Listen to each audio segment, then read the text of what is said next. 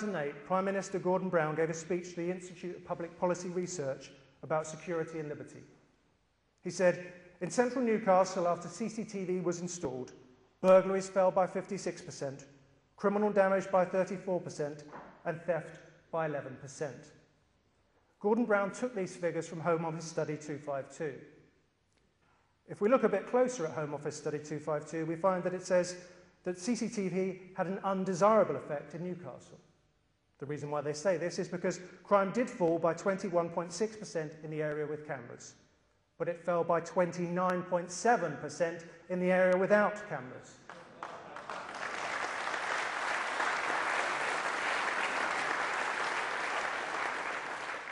Not a single journalist reported this fact. But then disregarding inconvenient facts is not that uncommon either. In Oxford, the Oxford Mail reported on the 19th of April this year, 2 months after cameras were installed in East Oxford, on a report called Cowley Road Crime Falls Under CCTV's Gaze, they said, figures obtained by the Oxford Mail under the Freedom of Information Act showed that there were 150 crimes on the Cowley Road in the first 2 months of operation. That was a drop from 166 over the same time last year. Well, we got hold of that Freedom of Information request and found that some crimes went up. Those included possession of firearms, racially aggravated criminal damage to a vehicle, theft from a vehicle, theft or unauthorised taking of a bicycle, shoplifting, affray, and administering a substance with intent. So what quote did the media choose to represent this? They spoke to Jan Bartlett, a local trader, who, completely disregarding the crimes that went up, said, "The results are better than we could have imagined. Our area is now safer for my staff and all members of the public, including the Tops using Mansell Gardens play area, where the fall in used needles and condoms, as well as the improved crime statistics, has improved the quality of life." So, the successes are massively overstated, the failures are disregarded, and where CCTV shouldn't even be part of a strategy, it has become the strategy. In 2007, the Home Office and the Association of Chief Police Officers published a national CCTV strategy that lays out an agenda for the future of CCTV. In that strategy, they stated, anecdotal evidence suggests that over 80% of the CCTV footage supplied to the police is far from ideal. So, did the strategy suggest rolling back this costly failed experiment? Far from it. Recommendation 44 states, promote CCTV and its expansion by forming evidence-based business cases. The strategy calls for more advanced CCTV, but every technological advance further erodes freedoms of the public. Increasingly, we see police criticising CCTV, but such criticism is being used to upgrade the surveillance cameras. The cycle goes something like this. Convince the public CCTV works. Install the systems. Admit it doesn't work. Upgrade the systems, promising it will work this time. Repeat ad infinitum. The National CCTV Strategy calls for registration of all cameras and proposing networking cameras to the police. That includes private cameras. Plans are laid out for a CCTV network in conjunction with other databases to allow for data matching, mining and profiling, such as town centre cameras connected to ANPR systems and transport cameras to travel cards. And ultimately, there is the search for the panacea. The search continues for the panacea of CCTV, systems capable of automatic picture analysis, person identification, and behavioural analysis. Some of these schemes are already being developed. One project is the ADA-BTS project, Automatic Detection of Abnormal Behaviour and Threats in Crowded Spaces.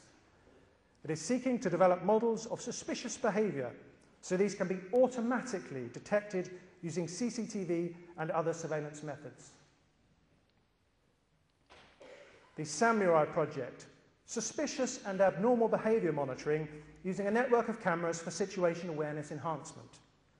This one seeks to develop abnormal behaviour detection systems based on a heterogeneous sensor network consisting of both fixed position CCTV cameras and mobile wearable cameras with audio and positioning sensors. But for a taste of where all CCTV is headed, we'd only look at the network of automatic number plate or ANPR cameras that is being constructed across the UK. In the past, repressive regimes such as the Soviet Union used roadside checkpoints to periodically check drivers' papers. Up until now, the absence of such checkpoints is what made the UK a free country that respected the rights of its citizens. Automatic number plate recognition cameras constitute an automated checkpoint system that, along with other surveillance cameras, undermines the status of the UK as a free country. ANPR cameras are linked to multiple databases, use automated data matching, and allow tracking of individuals as they move around on the UK roads. These cameras were originally sold as helping to identify stolen or suspect vehicles. But the latest Association of Chief Police Officers ANPR strategy states that these cameras will be embedded into core police business by March 2010. How do we get from uninsured cars to a core policing tool? Where was the public debate? And what sort of a society are we creating?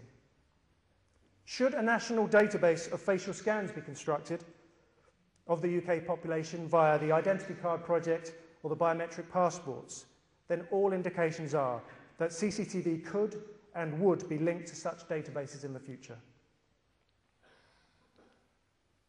Such a reliance on technology brings with it risks. But what is it that people say? Nothing to hide, nothing to fear? Kieran O'Hara puts it another way. If you keep within the law, and the government keeps within the law, and its employees keep within the law, and the computer holding the database doesn't screw up, and the system is carefully designed according to well-understood software engineering principles and maintained properly, and the government doesn't scrimp on outlay, and all the data are entered carefully, and the police are adequately trained to use the system, and the system isn't hacked into, and your identity isn't stolen, and the local hardware functions, well, you have nothing to fear.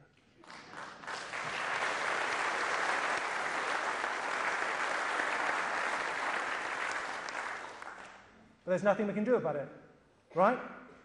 Wrong. We, the people, need to stop the surveillance state.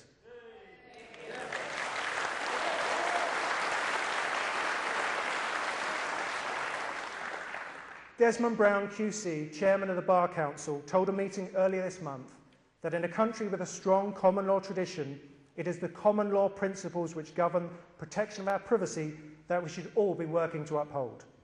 We must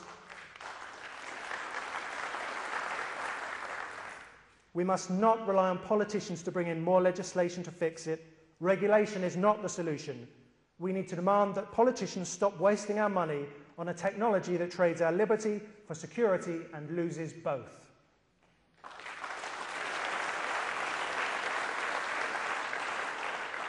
So how do we fight it? Most of the decisions are made at a local level. You just need to know who to fight. Attend local council meetings, lobby councillors, ask them to prove the need for CCTV. Decisions are often made by crime and disorder reduction partnerships. These were set up under the Crime and Disorder Act 1998. They're given responsibilities to generate crime control strategies, given names like Safer Oxford, Safer Birmingham, Safer London.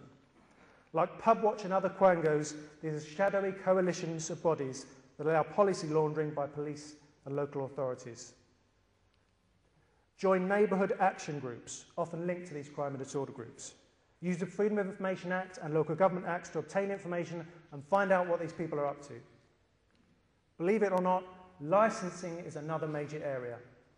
Local licence committees are now a front line in the fight for civil liberties. The Licensing Act 2003 is being used as a way of removing freedoms for alcohol. Police will often contest a licence or licence variation unless certain criteria are met. Attend local licensing committees. Ask the committee to tell you why freedoms are being traded for booze. The local and national media. Write to the media. London pub landlord Nick Gibson went to the media when the police required CCTV as a licensing condition. As a result of media intention, the council backed down. But be careful with the media because much of them love CCTV as a good copy and good images for them.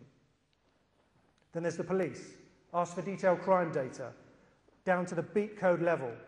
The new crime maps are not good enough. Find out about other interventions they're doing, such as changing policing methods at the same time as putting cameras in. and look for trends in data. What if we do nothing? We shall find in 10 or 20 years' time that serious crime has risen yet further, terrorism will be more strongly embedded, and law enforcement agencies will still be failing in their intelligence and ability to prevent such activities. Yet we, as decent citizens, will have sacrificed completely our rights to privacy and anonymity. This is a very serious matter.